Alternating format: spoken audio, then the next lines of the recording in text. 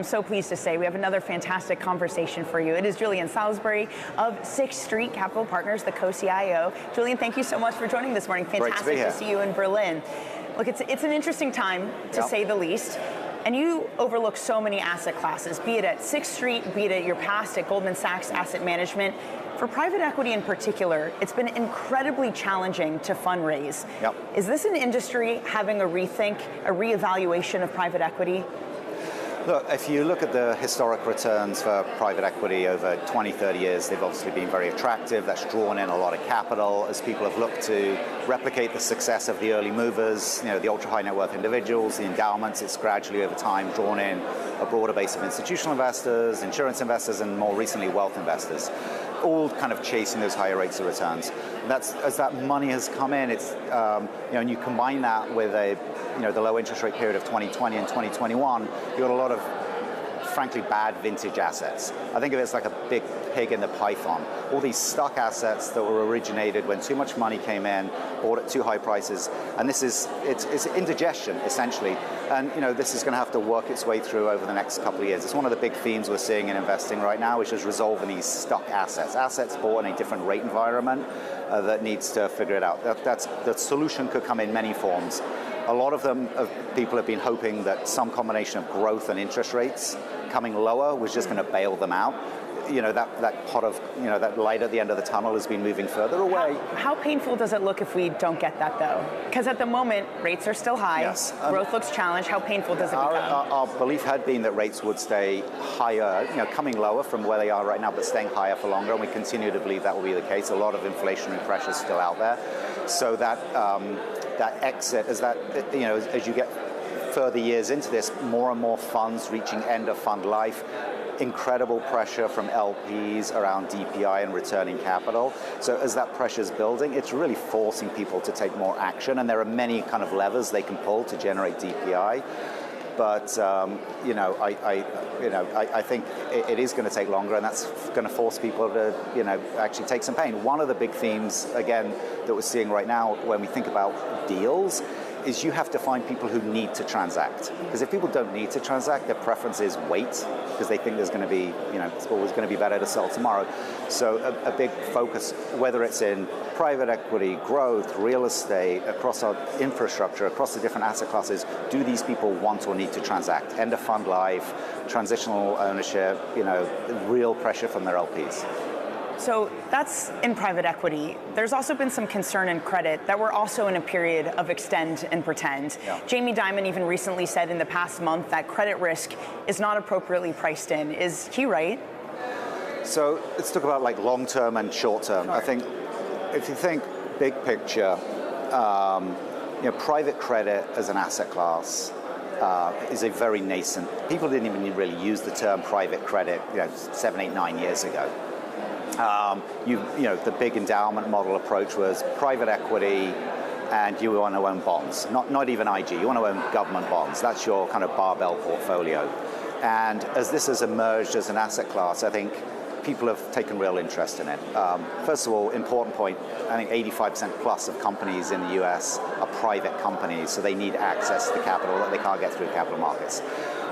There have been very attractive historic returns, a real spread premium for that has pulled in institutional investors. In particular, as rates went higher again, just the nominal return on private credit was reaching a point where it hit their target rates of return for those funds. Now, what's happened over the last 3 years is, given the relative attractiveness of the asset class, it's sucked in a ton of money. We've seen a tripling of the market overall, tripling of private credit, and the vast majority of that growth has been like an 18-fold increase in direct lending over that same period of time. And in particular, in more recent years, a very large preponderance of that money, 70% plus of that money, flowing into evergreen vehicles. And the problem with those vehicles is when the money comes in, you have to invest it right away. So it does feel right now we've got this dual kind of pain point of a lot of like fast money coming in, combined with a relatively anemic M&A environment, so a relative lack of supply. So I think it's fair to say today, spreads in that market are not particularly attractive, but that can change very quickly. I think you're going to see a slowing down of some of those retail flows. You see a slight uptick in M&A environment, and so on a long-term secular basis, private credit is still very attractive. Right. It's just right now there seems to be. For now, does that also mean that managers are taking sacrifices, be it cov-lite deals or spreads? Absolutely. You're seeing again when money comes in the door and you have to put it out the door. We're designed differently. We design our liability structures such that they're either permanent in nature or truly permanent in nature. People describe evergreen as permanent. It's not permanent. Or they're drawdown in nature, which means in a period of time like first quarter of this year, when the market's incredibly tight, we can just fade and take a step back. And then at other points in time when things get dislocated, we can actually lean in and be far more aggressive. But I think, right now, a lot of pressure, but it exposes itself differently. I would say most acute large cap, straightforward, plain vanilla end of the direct lending market is what gets squeezed down, and people will push down both pricing and terms. At that point in time, you can pivot towards the smaller and medium end of the market, where you can still get some better pricing and some better structure. Julian, I also have to ask you about some of your sports investing. A wide range from Celtics to Real Madrid to the San Francisco Giants. Where else are you interested in expanding into? Look, we've been in the sports ecosystem for many years. You go back 5 years ago, we made a control investment in Legends, which really operates the concessions and retail units across stadiums around the world. That gave us real great insights and partnerships, starting with the Yankees and the Cowboys in that Legends investment. Off the back of that, we've made a number of investments since. We're very excited by the general theme of sports. I think people get confused about this stuff. They don't really appreciate what's going on. The step up in media rights that we've seen and can expect to continue to see in the coming years means that we're going to continue. These are going to continue to be viewed as very valuable assets. You think about live TV; it's basically news and sports these days. The way we've approached it is similar to the way we've approached other things at Sixth Street. It's not one cookie cutter where we do, one tool in the toolkit.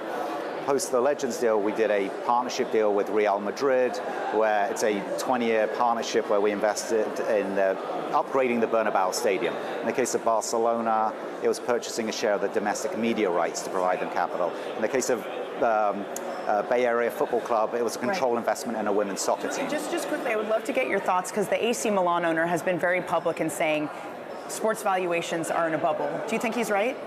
Look, I think you have to really look country by country and asset by asset. It's so asset specific. The dynamics, for example, in the US, where you have teams with salary caps and high media rights and drafting systems such that teams are constantly rebalancing. You don't have promotion and relegation. You don't have, am I in the Champions League? Am I not in the Champions League? It's a very different kind of risk profile to being in a European team where making or breaking Champions League has a huge impact on the bottom line, and really you're competing. It's a much more kind of feast and famine kind of approach in European soccer. Oh wait, your team Wrexham, here they're selling a stake. My whole family's from Wrexham, so that's the team I've been following most closely over the last few years. Three consecutive promotions. Well, we will follow closely if there are any developments on that front. Julian, thank you so much for joining. Really appreciate your time this morning. Bonnie, with that, I'll throw back to you. That is, of course, Julian Salisbury of Sixth Street.